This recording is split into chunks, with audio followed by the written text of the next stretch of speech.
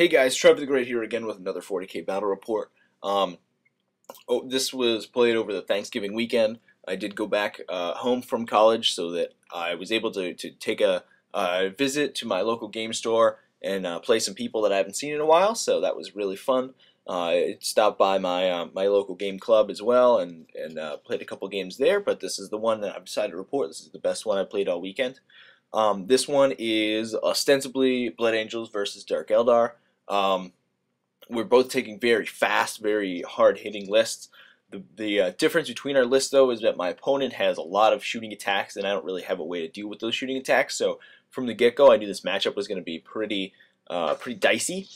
We rolled up Pitched Battle and Seized Ground for the scenario and deployment. So as you can see, here are both of our deployments.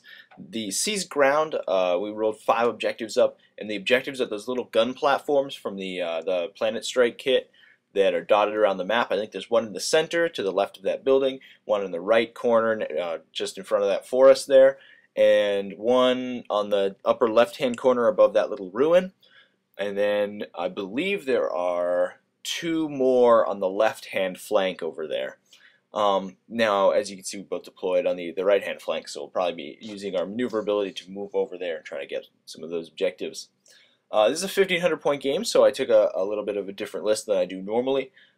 Actually, that's not entirely true. It's still a bunch of jump infantry, but no Storm Raven, no Sanguinary. Actually, there are Sanguinary Guard, but no Storm Raven, and a couple more Assault Marines than normal. So I've taken 3 units of 10 Assault Marines with Melt-A-Gun, Flamer, and Power Weapon. I've taken 3 Sanguinary Priests to go with them, a unit of Sanguinary Guard with a Chapter Banner, and the Sanguinor to top it all off. And then I had 100 points left, so I put in a unit of Scouts with Camo Cloaks and a Missile Launcher, and they're hopefully just going to hang back and go to ground a bunch and then take an objective later on in the game.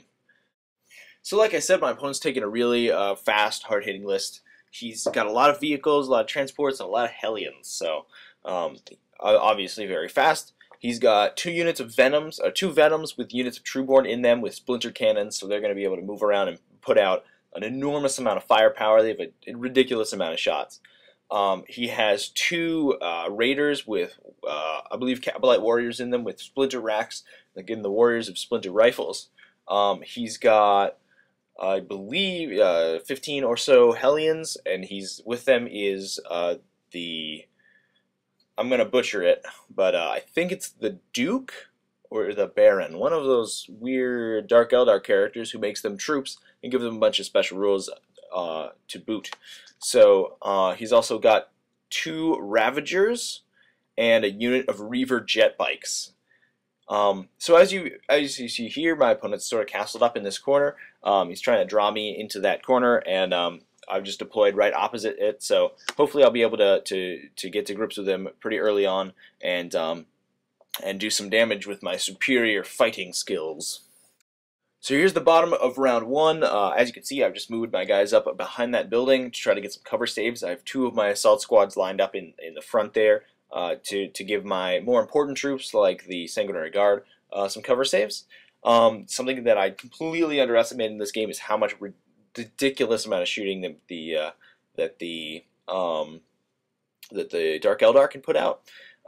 Those Venoms can put out an enormous number of shots, the Raiders as well, and he's got a bunch of Ravagers that can pop Marines off just straight off the bat. And he's got the maneuverability to move around the tricksy cover saves that I'm trying to give my troops. So I've been taking a lot of casualties here. I'm hiding behind this building, so I'm getting some cover from the enemies in front. But other than that, it's not looking too good for these guys because they're about to get mowed down by Dark Eldar shooting. So here's the bottom of round 2. My opponent turbo boosted his Reaver jet bikes over my scouts who are in that ruin on the left-hand side. So I dropped one of my assault squads back, the one with the Sanguinor's Champion, and they're going to try to deal with the Reavers, and they are also going to try to hold the objective that's over there because I figured that I do need to deal with any units that try to go take it, and that assault squads can take the objective in the late game anyway. So in hindsight, that's probably something I should have done earlier. I probably should have spread my forces out a little bit more, just because the cover saves that I was trying to give myself to move up in his unified block aren't really helping at all, because my opponent's got the maneuverability to just dance circles around me. So hindsight is 20/20, I guess they say. So we'll see what that assault squad can do later on. As you can see, I've sort of moved my troops up behind this building, try to get some cover saves against those the Ravagers. My opponent's sort of migrating his whole army to the left-hand flank, which has more objectives, so that makes a lot of sense for him. And right now, he's just outmaneuvering me at every turn, so it's not looking too good for these guys. So this is the bottom of round 3. As you can see, my forces are severely diminished. I have one unit of assault marines that's been reduced to 2 models. They've moved over off the right-hand side of the screen to grab an objective that's over there. My opponent's basically still just moving his flotilla of Ravagers and Raiders over to the left-hand side, the left-hand flank, to grab those objectives that are over there.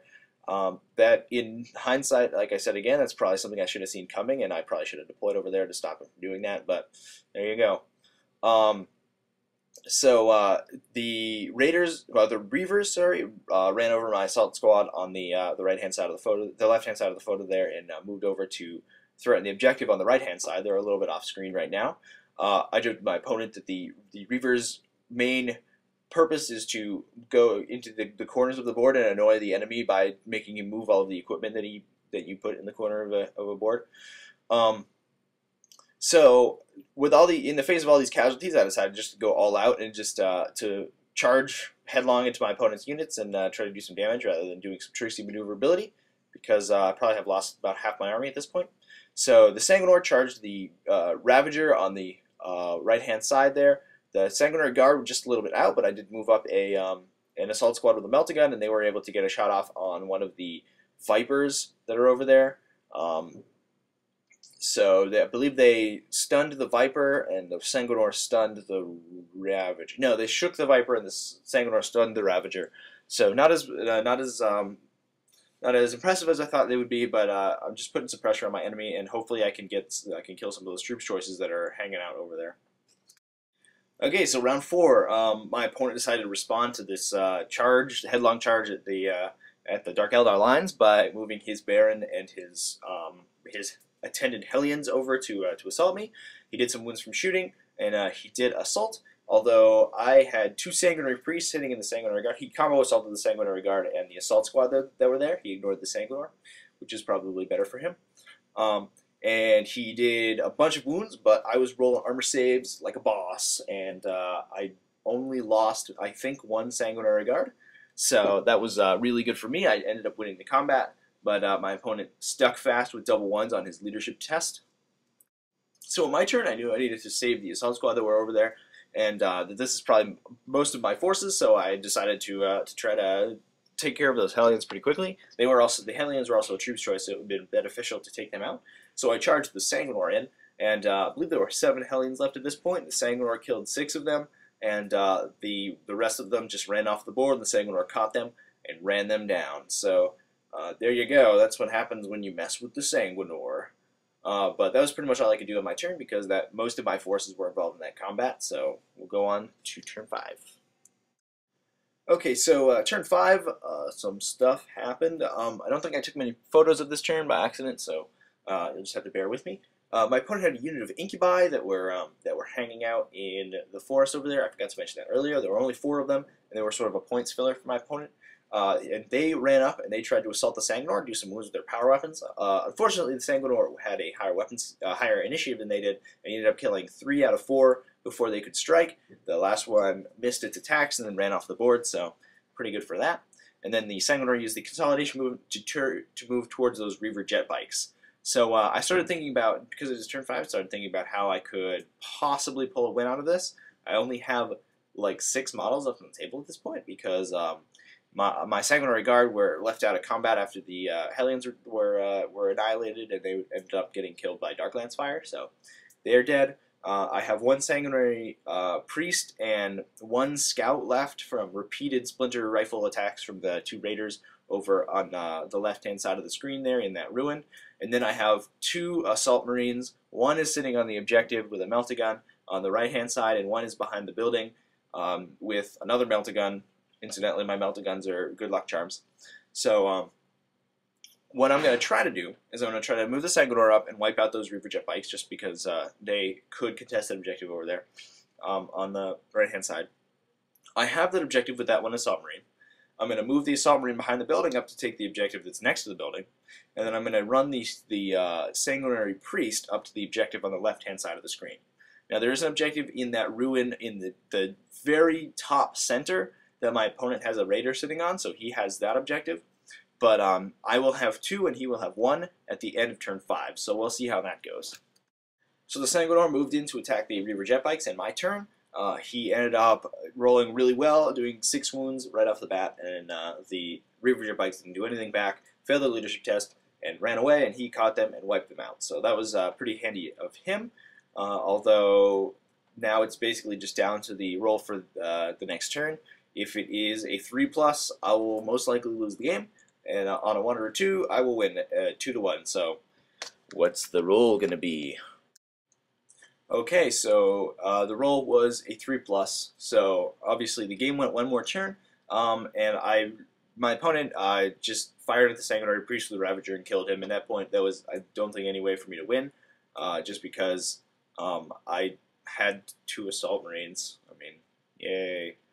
So what would have happened was that the shooting would have wiped out one of those Assault Marines. My opponent would have had 2 objectives to my 1, and that would have won the game right there.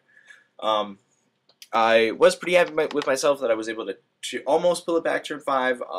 Obviously, it's not a good chance, and I think personally that if you are banking on the 3+ roll to win or lose the game, then you weren't thinking ahead enough, and that is certainly true in this game.